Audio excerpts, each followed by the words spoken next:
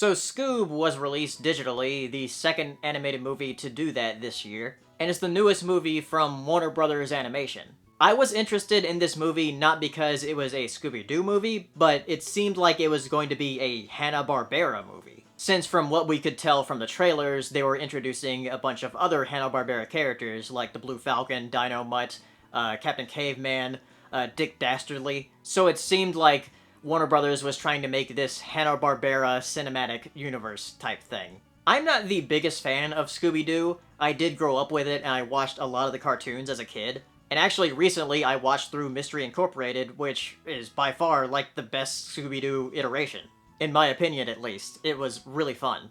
Scoob follows the gang, but it's mostly about Scooby and Shaggy. We get to see how they met up as kids and how they formed this mystery-solving gang. The movie time skips from them as kids to them as teenagers. And very quickly they get split off between Scooby and Shaggy and then Fred, Velma, and Daphne. So those three, Fred, Velma, and Daphne, don't really get as much screen time as Scooby and Shaggy.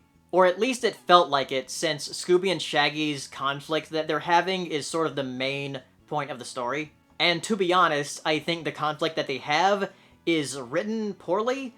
It feels very forced. Maybe it's because I've seen that same type of conflict in other Scooby-Doo iterations, and also done better in those iterations. The animation, I think, is serviceable. It's not, like, the most amazing thing in the world. Like, the main gang looks pretty good, and Dick Dastardly looks great, and they have some great animation with them, but then everything else is just kind of okay. Especially with a lot of background characters. The humor in the movie, I think, is also a little too reliant on references. They reference a lot of weird things that are also very outdated. Like, sometimes it's funny, sometimes it's like, okay, we've heard that before, like, 20 years ago. And it wasn't funny then, and it's not funny now.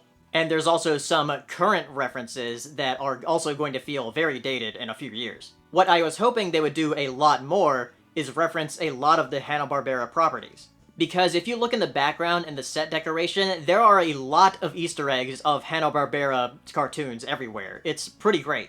If you can think of any famous Hanna-Barbera cartoon, there's probably a reference in the background somewhere. And even with Scooby-Doo properties, like, you can see a poster of the Hex Girls. And that's another thing I liked with the original score. The original score actually used some motifs from the original show. And while the original score is good, some of the soundtrack selection for modern songs are kind of questionable. I can tell that there was some heart that went into this movie, but I can also tell there might have been some meddling of, oh, you gotta put this in because it's popular. So that's very unfortunate, because I think the movie could have been even greater without that kind of meddling.